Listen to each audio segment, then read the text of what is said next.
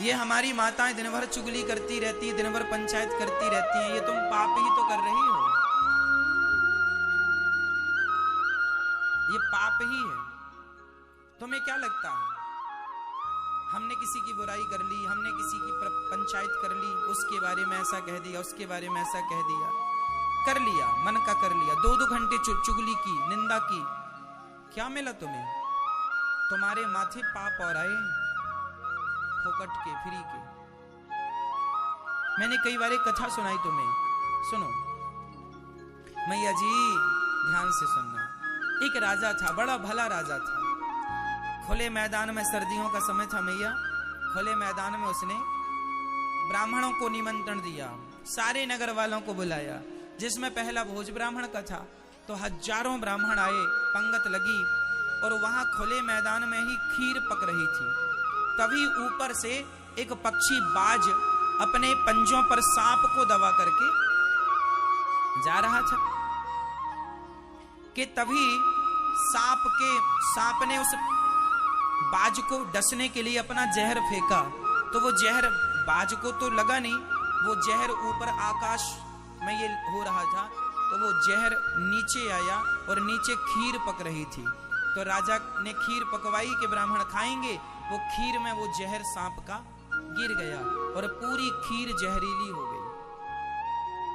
संयोगवश सारे ब्राह्मणों को खीर परोसी गई और लगभग 2000 ब्राह्मण खाए और 2000 ब्राह्मण तुरंत स्पॉट पे मारे गए, मर गए, सारे ब्राह्मण मर गए। अब यमराज जी आए, यमराज जी ने हिसाब किताब किया, भाई साहब ये 2000 लोग मरे हैं, इनकी मृत्यु का पाप किसके माथे डालें? कौन है इन ब्राह्मणों की मृत्यु का पापी? बताइए कौन है हत्यारा? ये पाप का दंड किसे दिया जाए? आपके हिसाब से ये दंड किसे देना चाहिए? क्या राजा अपराधी है? बोलो। नहीं, राजा की कोई गलती नहीं है, वो तो बड़ा धर्मात्मा था, उसका तो कोई उद्देश्य था नहीं कि ये ब्राह्मण मारे जाएं, वो तो और भोजन करा रहा था। तो क्या गलती उस बाज पक्षी की है? बोलो। नहीं, बाज तो एक पक्षी है और वो तो मांस ही खाता है, वो तो सांप ही खाता है, तो वो तो अपना भोजन लेके जा रहा था और वो तो उड़कर ही जाएगा क्योंकि उड़ने वाला है। तो क्या अपराधी सांप है? ना जी, सांप भी अपराधी नहीं है, क्योंकि वो तो अपनी रक्षा में, जहर है तो जो है वही तो उगलेगा। अमृत होता तो अमृत उगलता, जहर है तो जहर उगल रहा। अब यमराज चक्कर में पड़ गए कि भैया ये पाप हम 2000 ब्राह्मणों का किसके माथे डालें, किसके खाते पे लिखें? कौन है अपराधी? ना तो राजा अपराधी लग रहा है, ना तो सांप अपराधी लग रहा है, ना तो बाज अपराधी लग रहा है। यमराज जी उस नगरी में बैठे, ये पाप किसके, ये पंडितों का पाप किसके माथे डालूं, किसके माथे डालूं, किसके माथे डालूं? ये घटना हो गई, सारा मामला शांत हो गया कि 10 दिन बाद एक पंडित जी ने गांव में पूछा, भैया वो राजा का घर कहाँ है? तो एक मैया, वैसी टाइप की मैया जैसे आप लोग प्रपंच पंचायत करने लगती हो,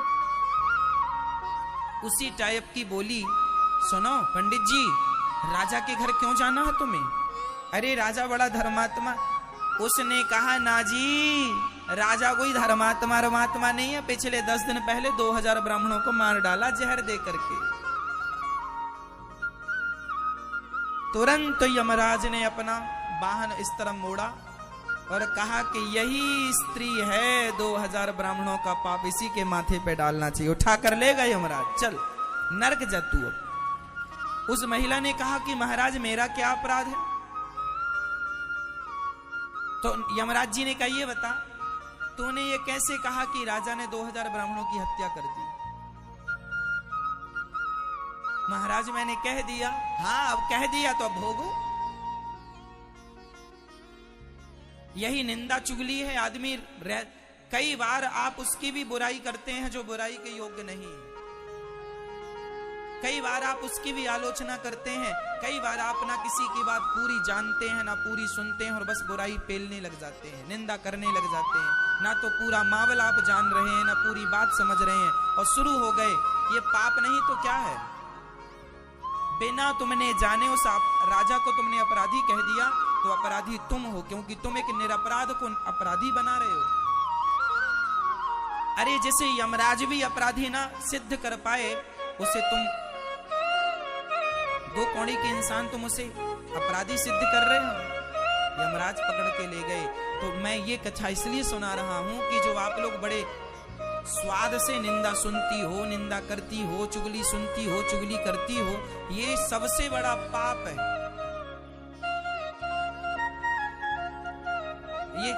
ये बैठे ठाणे आपसे क्या हो रहा है? अच्छा खासा पाप हो रहा है।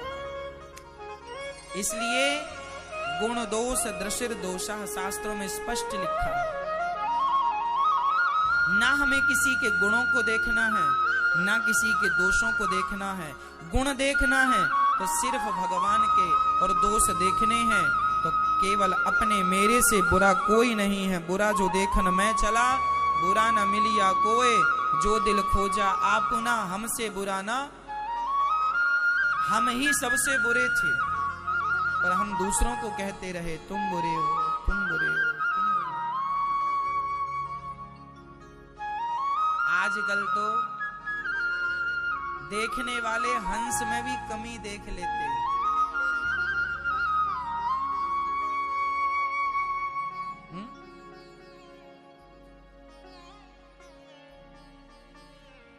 हंस में भी लोग कमियां ढूंढ लेते हैं, ढूंढने वाले। इसलिए हम कमियां ढूंढें पर औरों की नहीं, खुद की। बताइए मेरी माँ, जो कमी हम औरों की देखते हैं क्या वो कमियां हम स्वयं में हैं या नहीं? हाँ या ना में जवाब दो।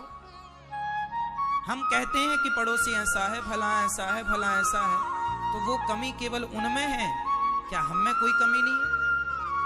तो हम दूसरों की क्यों देखें?